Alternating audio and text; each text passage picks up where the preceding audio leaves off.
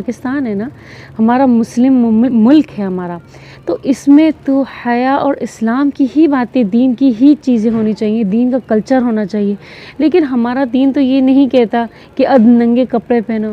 آپ نے اگر مغربی ممالک سے چیزیں اپنا لی ہیں، مغربی ممالک سے آپ نے ہر چیز کو اپنا لیا ہے، تو آپ بے حیائی کو نہ اپناؤ میری پیاری بہنوں، آپ بے حیائی کو پروموٹ بھی نہ کرو میری بہنوں۔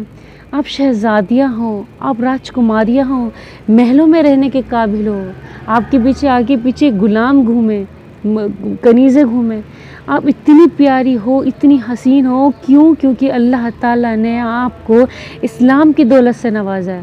آپ کے منہ سے بہت پیارا اور پاک کلمہ نکلتا ہے، لا الہ الا اللہ۔